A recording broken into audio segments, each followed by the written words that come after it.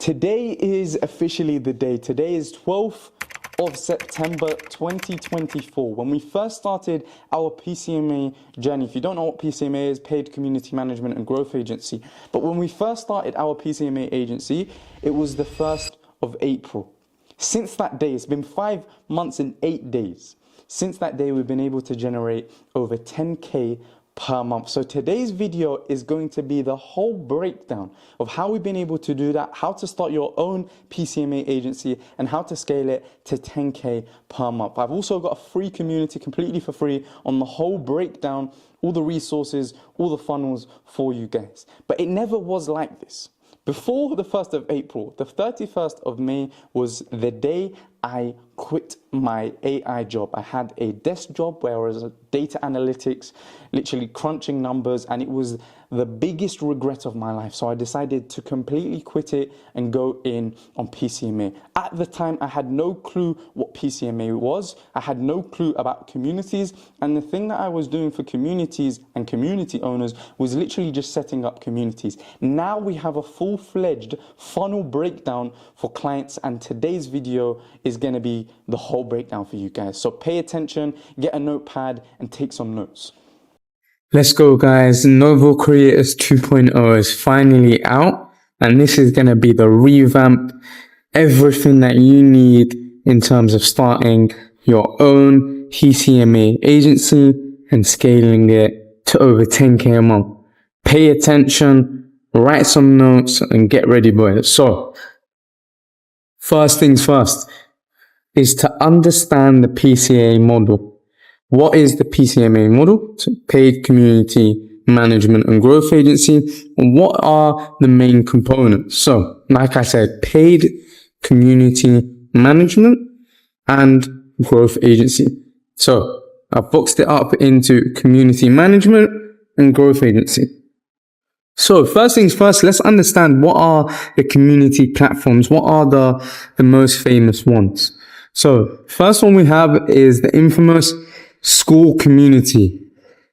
Currently the biggest one and the most interactive at the moment. A lot of push is being pushed towards school, and a lot of people are interacting with school. However, we still have other community platforms such as Circle, Kajabi, Mighty Networks, and it's good to understand different community platforms because school is still a very new community platform. Therefore, community platforms such as Circle, Kajabi, Mighty Networks have been in the game for much longer, so we can incorporate and understand different things from different platforms. And it's good to take that once we're learning and starting to understand community platforms. So, this is very important for you guys. PCMA is not just a service. We are not just providing a service. It's not just ads. It's not just about marketing. It's more than this. It's not just about community setup. It's more than just a service. PCMA is transformation. We are taking a content creator from A to Z. We are taking them from where they are currently to a whole different place. So, before PCMA and precursor to PCMA and what was happening before PCMA is in the traditional models, we had influencers, content creators relying heavily on sponsorships, ads, and affiliate marketing to monetize their audience. These methods limited the control and the potential of their audiences, and it meant that they didn't have a recurring revenue. So, by incorporating PCMA synthesis, we've been able to bridge the gap between creators and their audience. Before PCMA, they weren't able to monetize their audience that easily. They'd have to monetize it via ads, they'd have to monetize it via sponsorships. This left them limited. It left them in chains. Now using PCMA synthesis, we've been able to transform their relationship from not just being transactional to one of mutual value and engagement.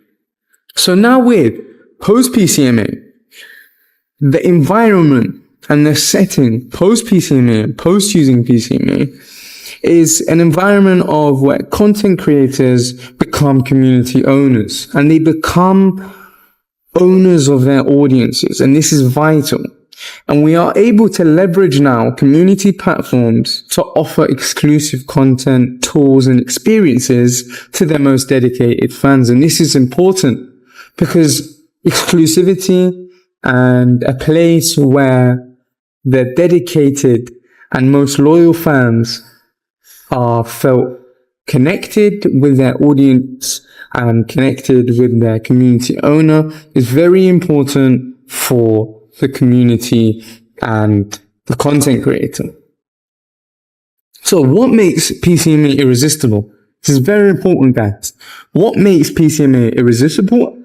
And that makes us irresistible and very hard not to work with. We unlock a new revenue stream for content creators.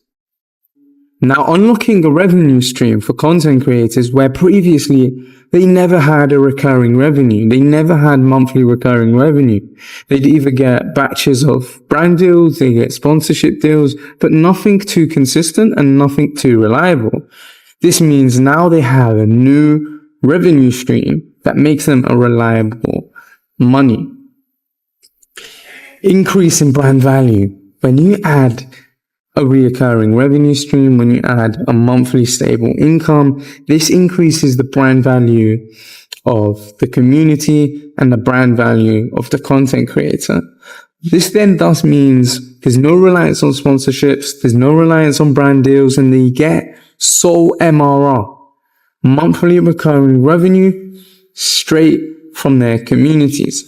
And this means because they don't have to rely on sponsorships, because they don't have to rely on brand deals, they are now completely focused on content creation, making them better at their content, making them more time to focus specifically on creating better content that creates better engagement, creates better traction and traffic for their audience and for their community.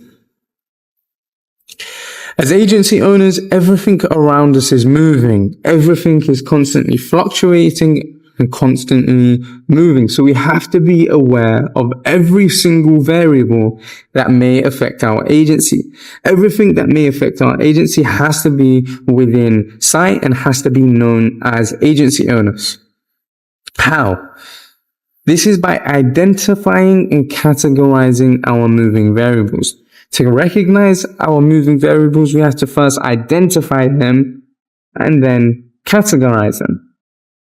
So here are the PCMA moving variables. We have three categories of moving variables. We have the community member, so the people that are joining the community owners, so the person in charge of creating the content, in charge of being the actual community owner. And then the third category, which is us, who are the PCMA specialists. We are the ones carrying out PCMA and carrying out the task at hand. So the first moving variable is community members.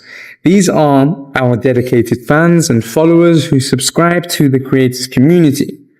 And by subscribing to the community, they gain access to exclusive content, community features, and they have a sense of belonging inside of that community. And it's vital to keep and maintain the idea of sense of belonging. This isn't a course, guys.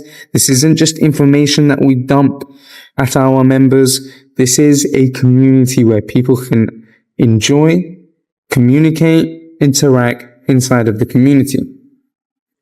Community owners, the second moving variable. Community owners are the content creators, the influencers, the entrepreneurs who are leveraging the PCMA framework to build and monetize their online communities.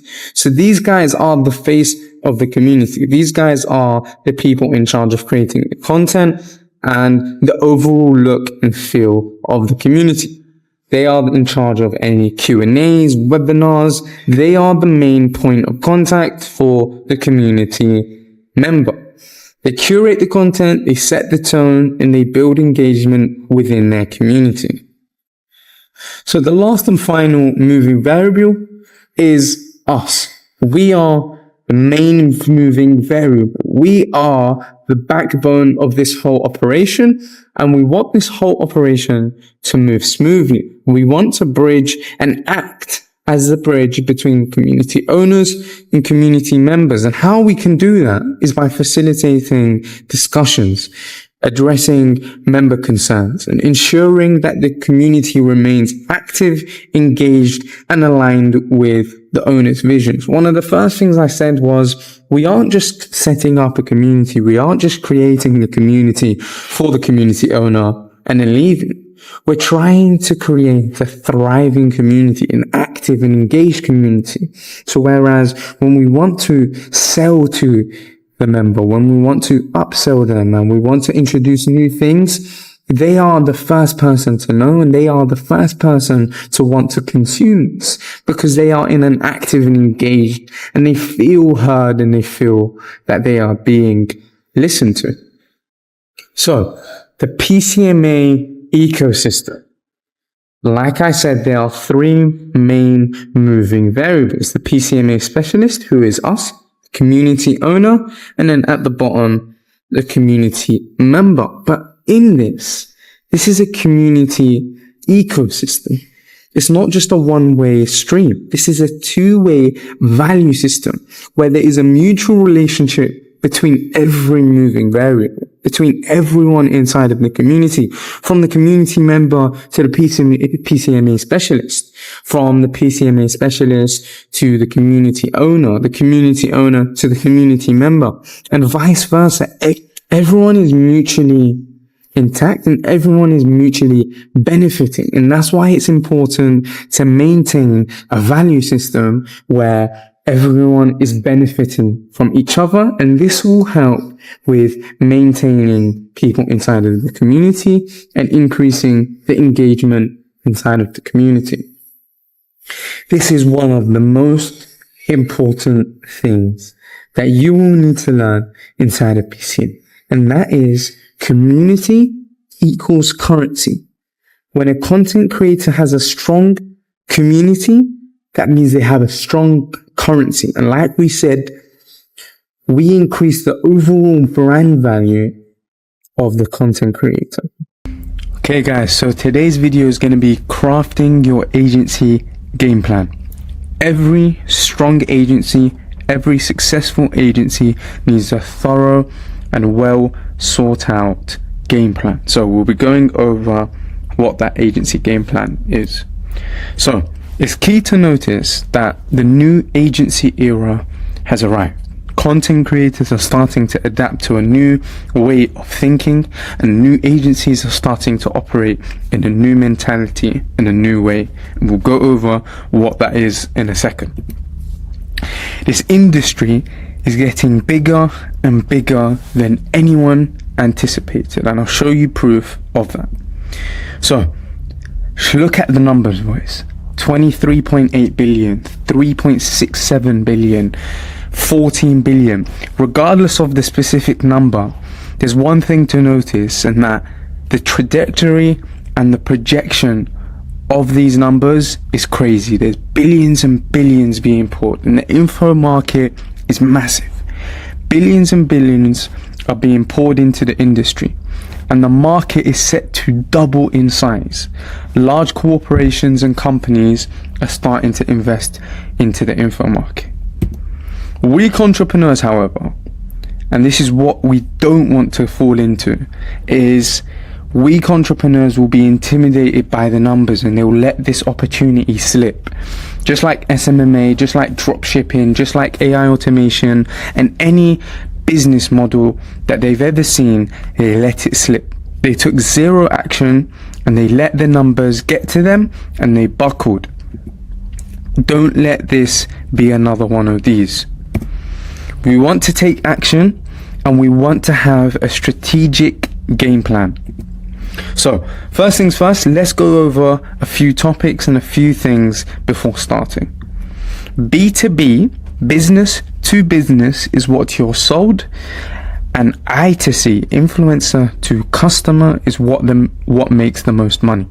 So we'll get over what that means in a second. I want you guys to do a quick activity.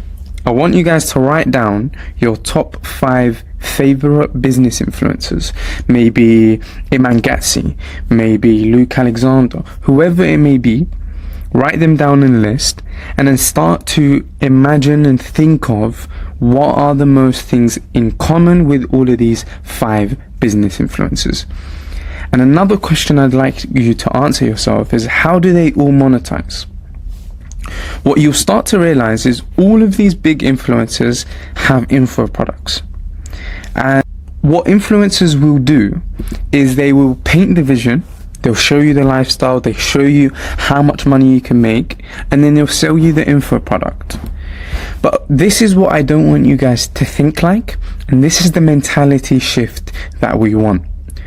So, 3 things I don't want you guys to think of. First is, info products are a scam. That info products are useless.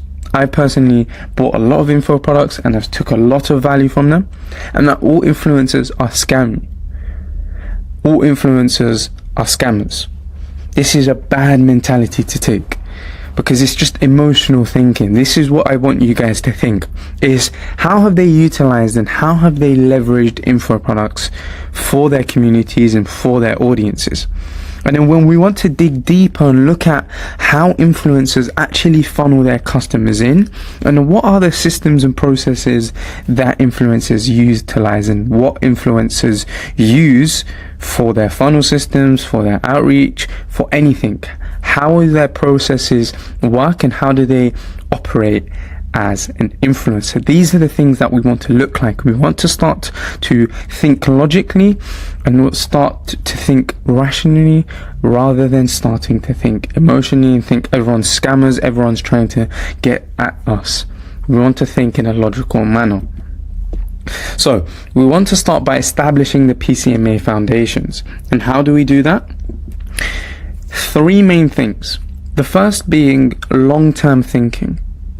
Every successful PCMA agency and every successful PCMA agency owner don't focus on short-term gains. They start to plan for long-term and they start to paint out a long-term vision and build their foundations according to that. And this means defining the principles and the foundations of what our agency is. Agency identity. We want to create a cohesive brand and we want to understand who our target market is. And when we understand what our agency identity is and how to create a cohesive brand and who our target market is, we can start to build our agency around that and we can start to operate based on that, and it will help us build for the future and paint that long-term vision. The second is social presence. Every influencer has a social presence. All your target audience is on social media. You're going to be doing your outreach on social media. So it's key and very important and crucial to build a strong social presence, and it's key for PCMA success.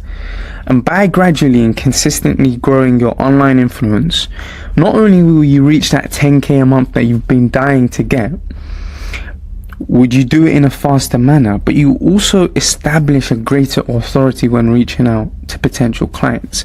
Not only will you start to easily land outbound clients, you'll start to easily get inbound clients, and people will start to reach out to you because of how strong your social presence is. So it's very important to have a thorough social presence and make it as strong as possible. The third and most important point, I promise you, if you build out your knowledge set, your knowledge database, your assets, your skill set, the most successful PCMA agency owners are those that are, first of all, passionate about their niche and delve and get a deeper understanding in their niche and delve in knowledge that they have to be able to provide exponential value to their clients that would then help them build longer lasting relationships. And business is always about building connections, building a better network, and building long lasting relationships. And what separates you from your competition is knowledge. When you're on that sales call and you're giving value and you're giving so much knowledge to your potential client, that goes a long way, because knowledge requires expertise, and expertise requires time and effort, and that comes a long way for potential clients. Planning for PCMA success. So we've established the foundations, we started to understand the vision, the long-term thinking, the social presence. All of these things are very important while establishing the PCMA Foundation. Now we want to plan according to that. And how do we plan that? We want to understand what makes us unique and what makes PCMA really unique at its fundamental core. PCMA fundamentally is different from traditional agency models. It requires a shift in your whole paradigm, in your whole mindset, in your whole approach. And we want to start focusing on community-driven growth and individual relationships, rather than just B2B transactions, rather than just business to business. And we want to start to tap into the think community mindset. When you start to think community rather than just thinking of a course or thinking of information that you're dumping at people, you start to tap into engagement, retention. How do I actually connect with my audience? And this is what's so crucial about building a community and building a long-lasting audience. Commit to daily learning. So we mentioned knowledge and how that we can build our skill set. Now it actually demands a level of action taking, which is committing to daily learning. Our market is constantly shifting and changing, so continuous learning is essential. The whole market, new trends coming out daily, new news in the internet, everything around us is continuously changing and shifting. So that requires a level of knowledge and committing to daily learning, so we stay up to date with industry trends. And we're doing all of these things, we start to hone our skills and we start to build a strong and reliable skill set. Embrace the grind. And I say this to myself rather than anyone. When I first started, I never knew the vision. I never knew where I would come. But I started to embrace the grind. I started to embrace the struggle. I started to flourish, knowing that these are the times that you will remember, and these are the times that you will start. Success in PCMA doesn't come easy, and it requires a level of deep commitment to the work and the ability to handle rejection and the mental toughness to persevere. So that is very important to start to embrace the journey. And I promise you, the minute you start to embrace the journey, the struggles, the grind, the grit, all the rewards will start to follow. And I want you guys to do this one thing for me. The minute you start to put pen to paper, the minute you start to do outreach, record everything. This is one of the best things that I've ever done, is that every sales call, every client interaction, every PCMA discussion, every outreach that I use, anything that I will do, I will record. And recording allows me to go back and start to critic and start to go over and know where I went wrong and how I can improve when I'm doing these type of interactions, when I'm doing sales calls. I have videos of 2-3 years ago of me in sales calls, in sales meeting, on why the call went bad, my eye contact, my whole persona, my whole body language, all of these things you never realize inside of a sales call or inside of a client interaction or whilst doing the outreach. But after a month, you start to realize and you start to dig deeper and start to understand where you went wrong. And the only way to do that is by recording everything. Don't be scared, don't be shy. I promise you, when you start to record everything, you will find great success. Crafting your PCMA roadmap. So we've talked about the vision, we've talked about how to actually tap into that think community mindset. Now it's about crafting the PCMA roadmap, actually building out a roadmap that we can work based on. Defining the vision. So how do we actually start by defining the vision? Start by clearly articulating your vision for PCMA agency. When you understand where you want to go, you'll start to understand what are the needed steps and what are the needed approaches for you to reach that vision. What does success look like to you? Is success 10K? Is success 5K a month?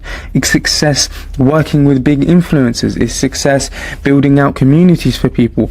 Define what success looks like for you and what are the key milestones you want to achieve. And I promise you, the minute you have pen to paper what you want to achieve, you start to visualize it and you start to embody the needed things that will hit these key milestones. So in order to know where you're going, you need to know what you want, and that's simple as can be. Identifying your niche. Find a niche. Find a niche you may be passionate about. Find a niche that you are good in, but also find a niche.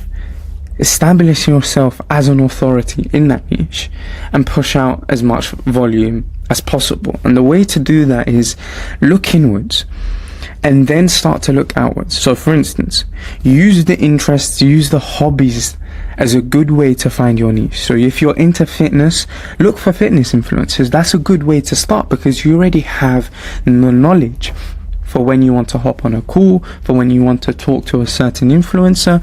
You are passionate about fitness, so talking to fitness influencers seems like a walk in the park. The second step is implementing and then optimizing.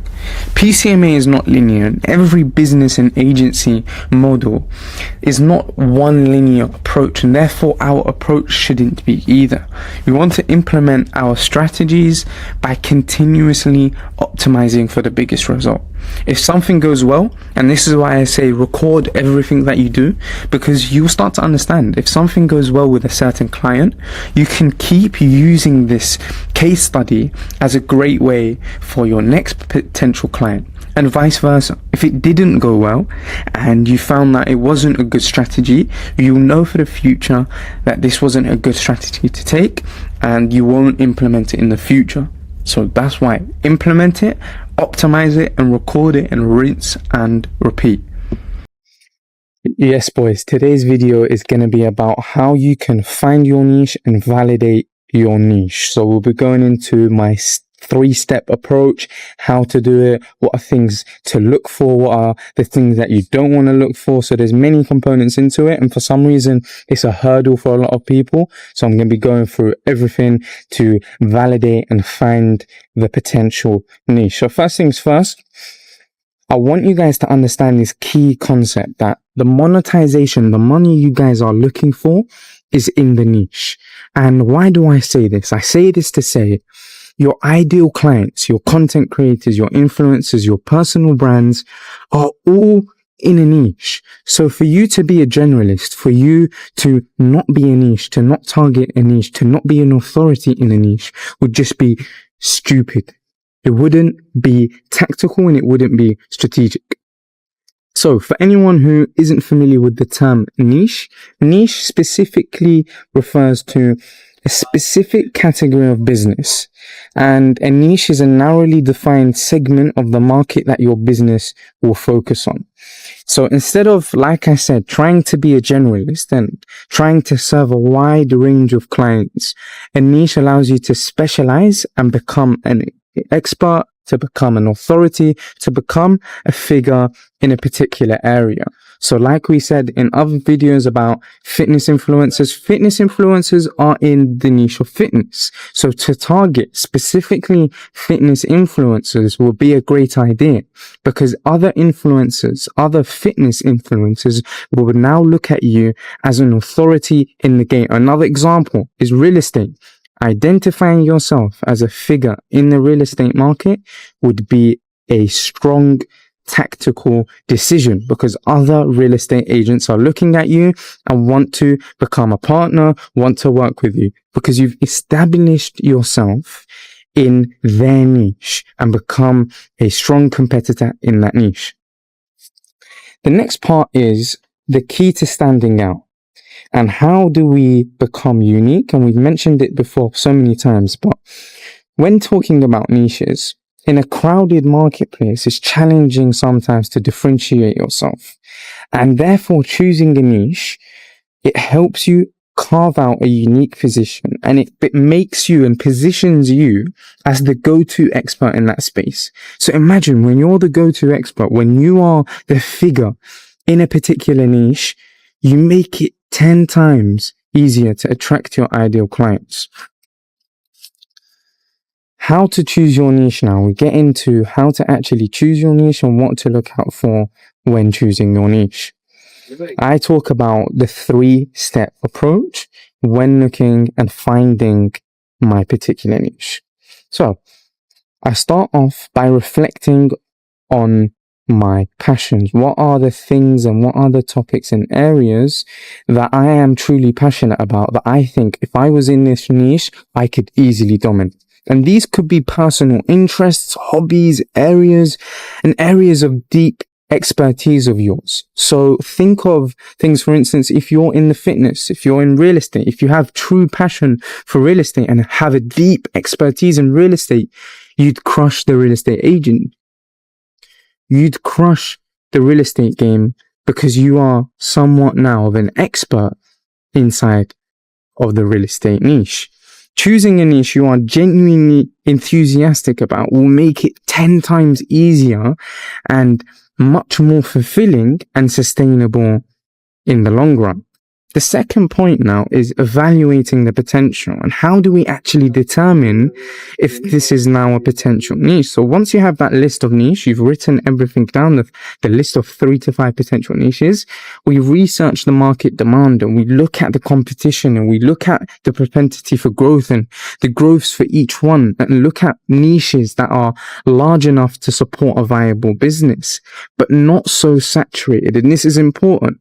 We don't want it to be a very, very saturated market where it's impossible and very difficult for us to stand out.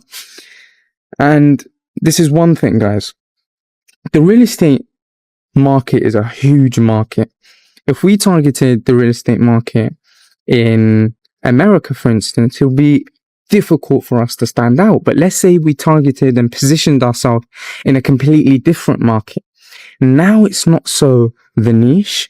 It's the environment and it's the market you've positioned yourself in. So sometimes look at the niche, but also look at the audience and look at the market that that niche is in, then determine whether that niche is correct. And that's why we get into the validation and testing of it. Because don't just assume that because it's a passion of yours and it's a topic that you really like and it's a hobby or interest, it will easily translate into profitable niche. We have to first validate our ideas by creating a minimal viable product, by creating an MVP. So reach out to potential customers and gather feedback. And this is the only way we'll determine if a niche is good and if that niche is got propensity to grow. And this will help you make an informed decision rather than just an emotional decision. We don't want it to be, this is a niche I like, and therefore it's a niche that will work. It could be the most hated niche of yours, and it could be a niche that you dislike, but could have the most amount of money in. So we want to be informed and we want to make calculated decisions. This is the graph, and this is what I call the niche calculator. So we have in the first diagram, in the Venn diagram, we have influencer plus PCMA, where the influencer, the content creator that you have reached out to, and us as PCMA have a somewhat shared interest, and we can come together and make a coalition. And now we have the second one, which is influencer equals the PCMA, where the niche is correct, where all our interests are aligned, where both us as an agency and both them as an influencer, everything is aligned, everything is going to work, and everything is in play. The niche is correct, the agency correct, all our interests are aligned. The third one, however, is when either or are not in the correct area, where it's us as a PCMA, where the niche isn't a potential, the client is not in the correct niche, that our interests are not aligned, either or, where it's sometimes we have to take the decision of whether they are qualified, whether they are the correct fit. And this goes into validating your niche. And how do we validate the niche? I have a niche checklist that I go by, and I determine whether this niche is correct and whether this niche is the right decision. Because ultimately, we do not want to waste their time, and we don't want to waste our time. And how do we do that? Is by going by certain standards. And for me, they are 4 defined things. The first is influencer to customer. They have an engaged following, and they are somewhat of an authority in this space and the product and services they are offering. And when they are authority in this space, it makes it 10 times easier for you to work with them, for you to align your thoughts with them. The next one is info product. Info product is if they have some form of info product, i.e. courses, communities, something that could be either productized or is already in a product format. The third one is if it's in a growing marketplace. This makes it 10 times easier because it represents and it shows and it demonstrates a longevity element, and it shows that there's a increase in demand. So if they're in a market where there's constantly an increase in demand, it will make that info product 10 times easier to sell. Then our last and final point is the monetization potential. We can now pre-qualify their audience, and we can now look at their audience and say, do they have a willingness to pay? Do they have a pricing power? And do they have revenue models and scalability to their monetization? And let me point out a couple of things. We mentioned earlier that a niche could be a good niche, but in the wrong market is bound to fail. And this is the same for the monetization potential. In certain markets, certain pricing powers are weaker than in other markets, and it could be the same niche, but the willingness to pay has increased, and that means the scalability has now either increased or decreased. So we need to have a form of verifying and checking if the monetization potential is valid. The last one I would say to you guys is, before you enter a particular niche, and I've tried and tested this strategy, this is like my pro tip on how to actually get into a good niche, is follow people who are fairly known, not 1 million, 2 million subscribers or followers, because you would never get a follow back. They're fairly known, and try to actually create a connection with them and try to connect with leaders inside of that niche. Because this means in due time, when you would actually like to outreach to someone and you actually like to pitch to a potential client, that potential client who checks your account and goes through your following sees other influencers and other leaders who are following you in that particular niche. That will put you at a good positioning, and that will make you someone who's well known in that niche without even needing to sell anyone. So these are psychologies that we can practice on potential clients. All right, boys. So we're going to be talking about PCMA accounts and how to actually get yourself set up. And we'll go through the different types of accounts and how to actually make the account. So there's 2 types of accounts that we need to know. We have the personal account, which is kind of your personal brand, anything that you post, reels, etc. And then agency account, which is the more professional, established agency account. 90%, and this is from personal experience, 90% of what your clients see and what your potential clients will see will be your personal account. But this doesn't mean beforehand that we shouldn't make an agency account. So let's get into the personal account components. I've highlighted a couple things that we need to have already when building a personal account. The 6 personal account components that you need, and this is a must. The first component is, of course, the name of the account. Account names should be easy to remember, and it shouldn't seem scammy, and it should relate back to the owner of the account. So for instance, my name is literally Abdul Al-Tamimi. I have Abdul in my name, and I have the first 3 letters of my last name. It's easy to remember, and it is an actual name, and it relates back to me. And you can see that because my name is actually in my bio. So you want an easy to remember name, and you want it to not be scammy. I don't want to see underscore R678.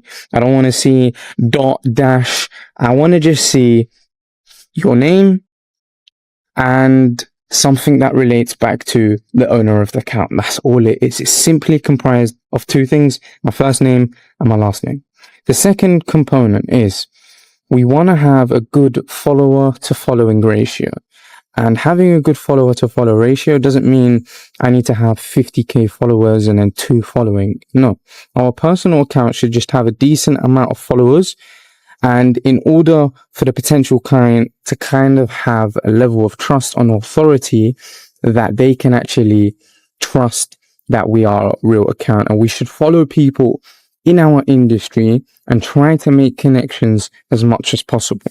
If you're followed by other people, and I know this from previous experience, if you're followed by other famous people or people who are established in your niche and people who are established in the industry, it gives that influencer more comfortability when talking. It also breaks a level of ice in that conversation because they already established, like, if you know them and you know that influencer, if you know that famous person, you are a mutual of theirs, then you are also vetted out and you are a comfortable person to talk to.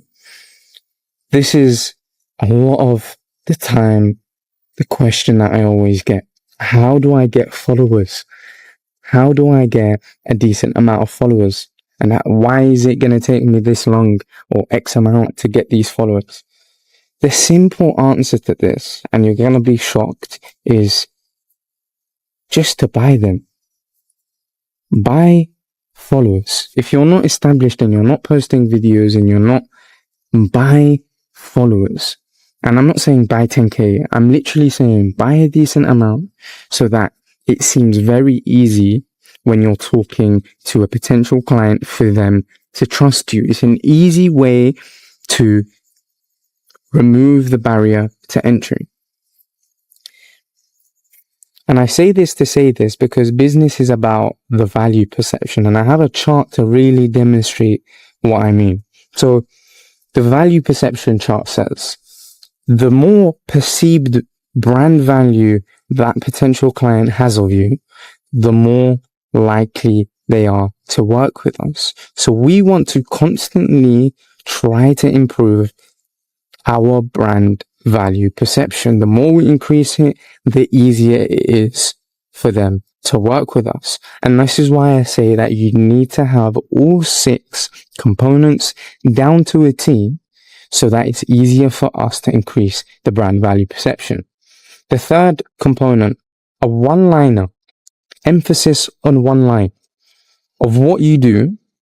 One-liners are a great way for us to summarize what we do in a service and what we could potentially provide them with. And it's just an easy way for us to introduce ourselves in a simple one-liner, how we can help them, who we do, and what the help is actually about. And it should compose of literally those 2 things. Don't write a paragraph. I see a lot of people writing a whole documentary in their bios. Just one sentence. It's meant to create a level of curiosity, but at the simplest, it should just define what you do. The fourth component, you have to have a mention of your agency account. We want to plug our agency accounts, and this is a way for the client to learn more about us, because we don't want to make our personal account just a information hub just for our agency account. We wanted to make it more personal. We want to make it more about us. So it's a great way to use the agency account as a way for them to learn more about us, establish us as an authority, and then to increase the confidence in doing business with us. The fifth component is highlight reels. When you post highlight reels, when you post information in your highlights, it shows more dimension to us as an agency owner, to us as a PCMA agency. In my highlights, I show influencer events that I go to. I show client results. I show podcasts, and even just general thoughts that I normally have. And the main idea behind that is just to show that there's a real human behind that account. This isn't a fake account. This isn't someone trying to scam you. There's a legitimate person behind this account, and it just makes it 10 times easier for us to communicate when they can just feel that there's a real vibe behind that account. The sixth and last final component, organic content. And this is one of the best and easiest and cheapest ways to get attention. Organic content is a great way for us to put our face out there. In the content, we want to draw out influencer pain points. So for instance, if you look at my content, I'm always trying to bring out influencer pain points. I'm like, influencers struggle to monetize their audience. Influencers are broke. Influencers don't make money. All of these things are a good way to draw out influencers, to make their pain point heard and visible, but also to give a solution to that. And these are some of the examples, and you can go over my account to demonstrate. So we're now on the second part of our agency accounts. We have two parts, the personal and the agency account. There's 5 key components of the agency account. The first component is the name of the account. We already mentioned it before in the personal account, but this is literally just an easy way for people to remember you. Agency accounts should be professional. This isn't no longer a personal account where we can make it somewhat informal and we can mention our name, etc. Agency accounts should be professional. Try to come up with something simple and catchy. We've created Noble Creators. Simple, relates back to what we are as an agency, and no one has that name before. And it's key to mention. Obviously, try to take inspiration with people and don't delve too much into what your agency name is. Don't take too much time on thinking about your agency name, but try as much as possible not to word for word or not to copy other agency names, because we want to be unique, and the whole purpose is to differentiate ourselves from other people. So we want to, as much as possible, create our own agency name, something that is associated specifically to us as an agency. The second component, like I said, followers. Unlike our personal account, a fair amount of followers is good enough for our agency accounts. We have maybe 1,000 to 2,000 followers on our agency accounts. And you don't have to necessarily have a large following because it's an agency account. You just want to give off a level of credibility. You don't want to seem too fake. The third component is links associated with the agency and the agency account. We want to include any websites, any communities, any other social accounts that are affiliated with the agency. And this is a great way for a potential client to learn more about us, to see that we have some social proof, to see that we are actually active and have something to show for. The fourth component, similar to our personal account, we want highlight posts, but we want to give off highlight posts that are more testimonials, more insights into our actual portfolio, into bragging and kind of flexing our accomplishments, because this is what will entice a potential client to work with us. So we want to, as much as possible, to showcase our accomplishments, and our testimonials and results. The fifth component, agency posts. We want to create coherent posts that advertise and promote your agency. And how we can do that is by creating posts that are literally about common pain points. And we mentioned this in our organic content, but with agency posts, we can make content about how influencers struggle to monetize, how communities increase brand value. All of these things that we'll talk about in client deliverables, we can now make them into an agency post. And these are some of the examples. We have literally physical products are dead. And I have some information underneath that post to suggest why. And I have building resilience, diversify your content platforms, create evergreen content. These are all tips because, again, we want to establish ourselves as authority. We want to establish ourselves as people knowledgeable inside of this niche. Sell your knowledge, tips and tricks.